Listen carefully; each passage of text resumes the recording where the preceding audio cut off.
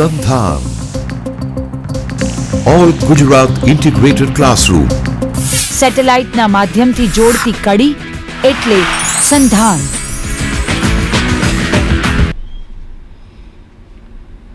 नमस्कार। संधान की इस व्याख्यान श्रेणी में आप सबका स्वागत है। आज हम लोग बात करने जा रहे हैं अंधेर नगरी और बाजारवाद। मित्रों, अंधेर नगरी भारतेंदु हरिश्चंद्र का एक प्रसिद्ध प्रहसन नाटक है। 19वीं शताब्दी के अंतिम दौर में, अंतिम 2 दशकों में इस नाटक का प्रकाशन हुआ।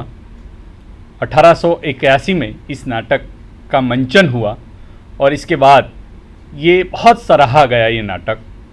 आज हम 21वीं शताब्दी का एक दशक पार कर चुके हैं और हम देखते हैं कि 1991 से हमारे देश में वैश्विकीकरण, निजीकरण और उदारीकरण की नीतियों के कारण आज जिस तरह से पूरे देश में बाज़ारवाद हावी हुआ है, ऐसे दौर में इस नाटक पर एक बार फिर से हम लोगों को पुनः विचार करने की ज़रूरत महसूस हो रही है।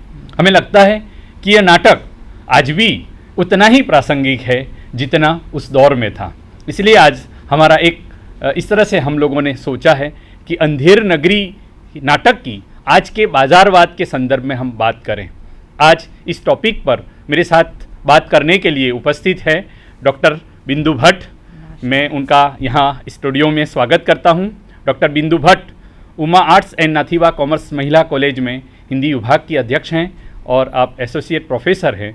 तो उनका पुनः मैं स्वागत करते हुए हम अपनी बात शुरू करते हैं। मित्रों, तो सबसे पहले हम अंधेर नगरी और बाज़ारवाद की बात शुरू करने से पहले थोड़ा सा परिचय हम भारतेंदु हरिश्चंद्र का लेंगे। हिंदी में भारतेंदु हरिश्चंद्र जो है वो आधुनिक काल के प्रवर्तक माने जाते हैं।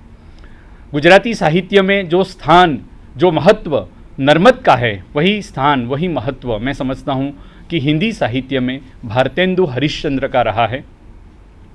भारतेंदु हरिश्चंद्र जब हिंदी में आधुनिक काल शुरू हुआ तो वो पहले साहित्यकार है, पहले कवि है जिन्होंने न केवल साहित्य लिखा बल्कि दूसरों को साहित्य लिखने के लिए प्रेरित किया।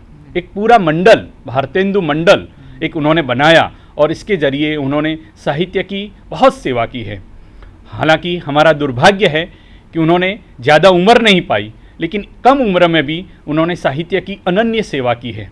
तो थोड़ा सा परिचय हम भारतेंदु जी का प्राप्त कर लें। यहाँ आप देख सकते हैं भारतेंदु जी की तस्वीर हम यहाँ दिखा रहे हैं।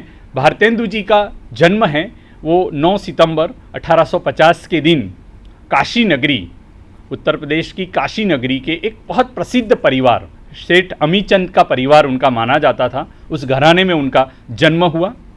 उनके पिताजी का नाम जो था वो बाबू गोपाल चंद्र था। वे स्वयं भी एक बहुत बड़े अच्छे कवि, अच्छे साहित्यकार थे। ऐसा माना जाता है कि उन्होंने एक नाटक भी लिखा है, नहुष नामक का एक नाटक लिखा है और कुछ विद्वान इस नाटक को हिंदी का पहला नाटक भी मानते हैं। ये यहाँ चर्चा का मुद्दा नहीं है, लेकिन बात इतनी है कि ये जो साहित्य प्रेम है, साहित्य लिखने की जो परंपरा है, वो कहीं ना कहीं मैं समझता हूँ कि भारतेंदु जी को विरासत में प्राप्त हुई। इसके अलावा उनका जो घराना था, बड़ा प्रसिद्ध घराना था, बड़े प्रसिद्ध परिवार से थे, अपार धन वैभव था इनके पास। तो ये सारी परिस्थितियाँ जो है, साहित्य प्रेम, ये वैभव, ये प्रतिष्ठा उन्हें विरासत में प्राप्त हुई। धीरे धीरे बड़े होते गए और बचपन से ही उन्हें साहित्य के प्रति एक अनन्य प्रेम दिखाई पड़ता है। दुर्भाग्य इनका ये था कि 5 साल की उम्र में उनकी माताजी का निधन हो गया, 10 साल की उम्र में पिताजी का निधन हो गया। यानी कम उम्र में ही ये सारी जिम्मेदारियां उनके ऊपर आ पड़ी, लेकिन फिर भी उनका जो साहित्य अनुराग है, साहित्य प्रेम है, वो लगभग बना रहा। और ऐसा माना जाता है कि लगभग 10-15 साल की उम्र से ही उन्होंने साहित्य की सेवा शुरू कर दी और इसके बाद अपने पास जो अपार धन था, इतने सारे पैसे थे, तो उसका वो बहुत खुले हाथों से दान किया करते थे। अपने साहित्य के लिए, खास करके साहित्यिक संस्थाओं में दान किया करते थे। तो अपार इन्होंने धन जो है वो साहित्य के लिए लुटाया। ये इस तरह से भी उन्होंने साहित्य की सेवा की। बहुत विलक्षण प्रतिभा और विद्वता के दर्शन बचपन से ही मिल जाते थे, इसलिए उनको यानी लोगों ने, विद्वानों ने खास करके भारतेंदु, इनका नाम तो हरिश्चंद्र था लेकिन इनको भारतेंदु की उपाधि से नवाजा गया, इनको ये उपाधि मिली। मूलतः जब हम हिंदी साहित्य में बात करते हैं तो इनका जो योगदान है भारतेंदु जी का, वो कविता के क्षेत्र में है, पत्रकारिता के क्षेत्र में है, हिंदी निबंध के क्षेत्र में है और नाटक के क्षेत्र में है। इसके अलावा कुछ कहानियाँ भी लिखी है, एक आध शायद उपन्यास भी उन्होंने लिखा है, अधूरा है। तो इस तरह से मूलतः जो मुख्यतः इनका जो योगदान है, साहित्यिक योगदान, ये कविता के क्षेत्र में है, पत्रकारिता, निबंध और नाटक के क्षेत्र में है। जब हम कविता की बात करते हैं तो लगभग 20 से ज़्यादा काव्य ग्रंथ उन्होंने लिखे हैं और ये पूरी श्रृंखला उन्होंने चलाई है। प्रेम माधुरी, प्रेम तरंग, प्रेम प्रलाप, प्रेम फुलवारी, इस तरह की अनेक रचनाएं उन्होंने लिखी हैं। जब हम उनके काव्य संग्रहों को देखते हैं तो खास करके उनकी कविता जो है उसमें अधिकांश काव्य ग्रंथों की भाषा जो है वो ब्रज है। शायद वो रीतिकाल से जो काव्य की भाषा ब्रज चली आ रही थी, उसी तरह आधुनिक काल में भी वो ब्रज भाषा को छोड़ नहीं पाए। ब्रज के ऊपर भारतेंदु जी का एक अपार अधिकार था और इसके कारण अनेक कविताएं उन्होंने ब्रज में लिखी है। ब्रज के साथ साथ कुछ कविताएं उन्होंने खड़ी बोली में भी लिखी है। खास करके ये अमीर खुसरो की प्रेरणा पाकर उन्होंने आधुनिक युग की मुकरियाँ लिखी है, नए ज़माने की मुकरियाँ लिखी है। मुझे यहाँ उनकी ऐसी एक मुकरी मैडम याद आती है कि मुँह जब लागे तब नाही छूटे, मान धर्म सब कुछ लूटे, पागल करी मोही करे खराब, क्यों सखी सजन ना शराब। तो ये जो शराब है या इस तरह की जो विसंगतताएं, विरूपताएं जो समाज में फैली हुई है, उसको दूर करने के लिए उन्होंने उस समय नए ज़माने की मुकरियाँ लिखी।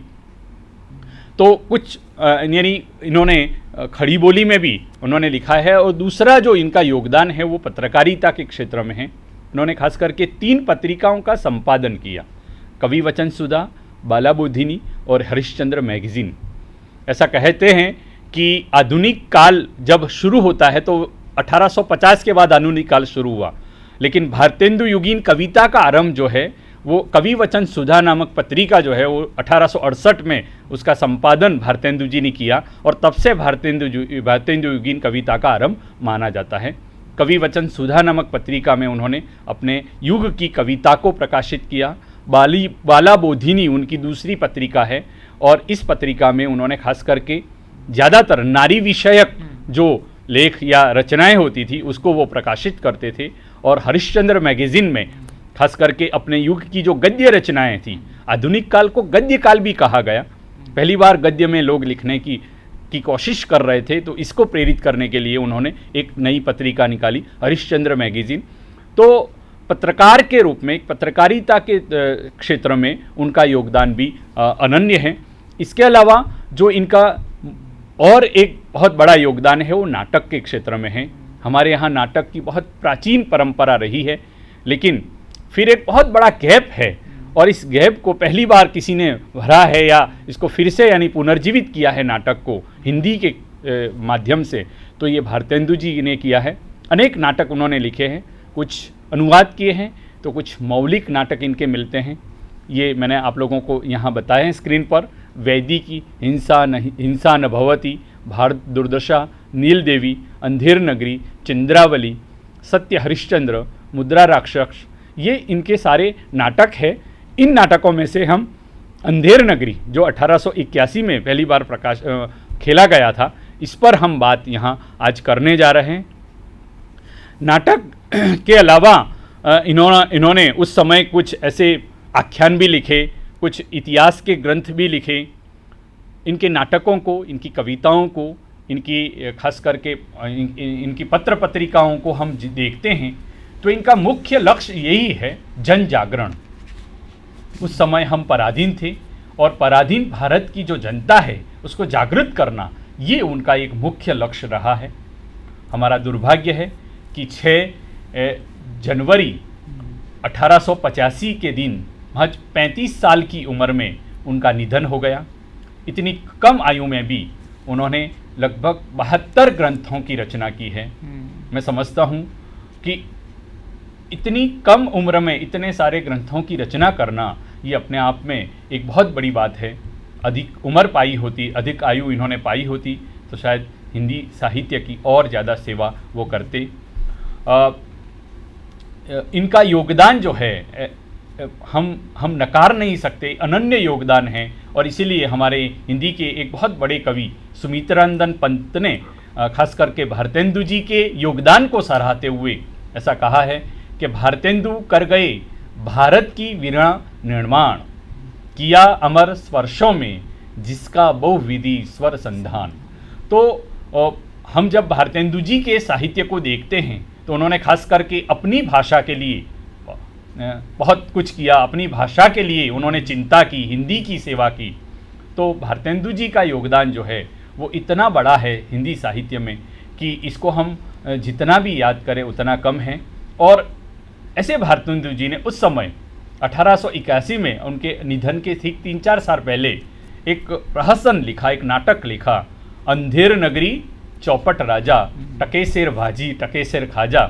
और उसको उस समय ऐसा कहते हैं कि काशी नगरी में दशाश्वमेध घाट है, उस घाट पर पहली बार खेला गया। मैं समझता हूँ कि एक श्मशान भूमि को इस नाटक के खेलने के लिए पहली बार पसंद किया गया। और एक बहुत बड़ी नाट्य मंडली चलाते थे, नेशनल थिएटर, जिसके वो प्रवर्तक थे, जिसके वो मुख्य सूत्रधार थे। भारतेंदु जी स्वयं भी एक अच्छे अभिनेता भी थे, तो नाटक लिखते भी थे और नाटक में अभिनय भी किया करते थे। तो उस नेशनल थिएटर द्वारा ये नाटक 1881 में खेला गया। और इस नाटक की बात करते हैं, लेकिन इस नाटक को हम आज इस तरह से एक तरह से जोड़ते हैं कि आज के बाजारवाद के संदर्भ में इस नाटक की प्रासंगिकता क्या है, ये नाटक आज भी कितना जिंदा है। मैं समझता हूँ कि इस मुद्दे पर बात ज़्यादा विस्तार से होनी चाहिए। तो मैं अब अंधेर नगरी पर बात करने के लिए डॉक्टर बिंदु भट्ट से अनुरोध करता हूँ। हम लोग अब बात करेंगे अंधेर नगरी नाटक। धन्यवाद नियाज जी, आपने काफ़ी अच्छी एक भूमिका बना दी। मैं कहूँगी कि भारतेंदु ने हिंदी नाटक, जिसे हम हिंदी नाटक कहें, उसके वो जनक माने जाएंगे। और प्रहसन के माध्यम से उन्होंने एक बहुत बड़ा काम किया। उनके नाटकों के 3 लक्ष्य नज़र आते हैं। एक है समाज सुधार, जन जागरण, दूसरा है राष्ट्रीय चेतना, और तीसरा मनोरंजन। वो कहते थे जो खेला जाता है वही नाटक है।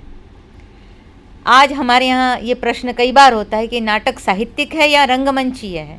भारतेंदु ने पहले ही स्पष्ट कर दिया था कि जो खेला जाता है वो नाटक है। और ये अंधेर नगरी का जो हमने जिक्र किया वो एक रात में लिखा गया नाटक है।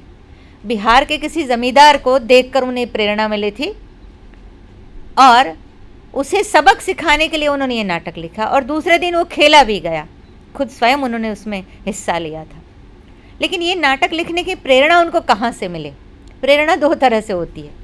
कई बार हम कुछ आदर्श स्थितियों को देखकर प्रेरित होते हैं, और कभी कभी हम बहुत विकृत यथार्थ को देखकर भी प्रेरित होते हैं। तो उन दिनों बनारस में पारसी नाटक कंपनियां संस्कृत के नाटक प्रस्तुत किया करती थी। एक बार गए बाबूजी नाटक देखने, शकुंतला नाटक हो रहा था, कालिदास का अभिज्ञान शाकुंतल नाटक। देखा कि उस नाटक में चक्रवर्ती राजा दुष्यंत कमर मटका कर खेमटे वालियों की तरह नाच रहा है, और शकुंतला भौंडे वस्त्र में, ऋषि कन्या पता नहीं कैसे कपड़ों में वहाँ लकदक सुनहरे कपड़ों में वहाँ शोभित हो रही थी। ये देखकर इतने खिन्न हो गए कि आधा नाटक छोड़कर निकल गए और प्रतिज्ञा की कि मैं हिंदी में असली नाटक दूंगा। और ये प्रतिज्ञा उनकी 100% सही रही।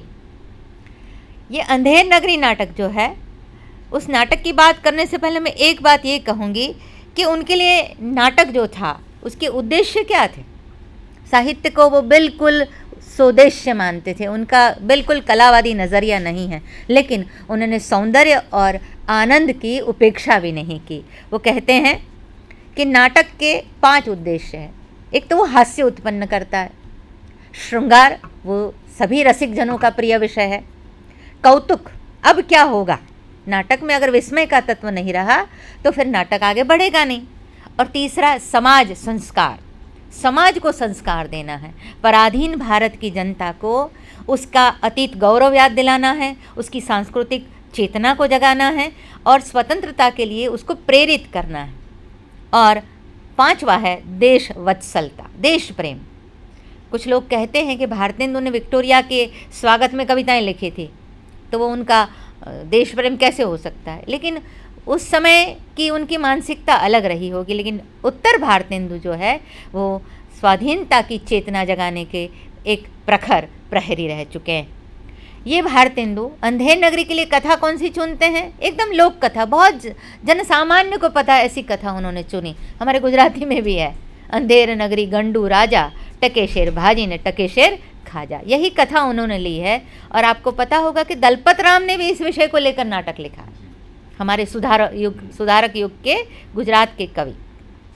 तो इस कथा में तो बात बहुत सरल है कि एक राजा था, उसकी नगरी में हर चीज़ एक दाम पर बिकती थी और उसके कारण कैसे कैसे घपले होते थे।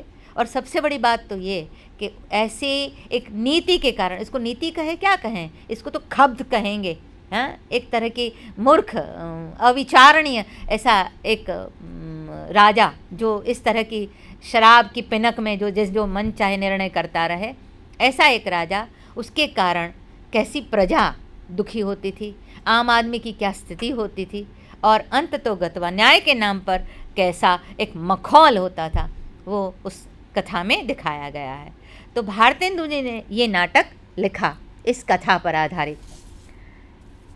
7 दृश्य है नाटक में।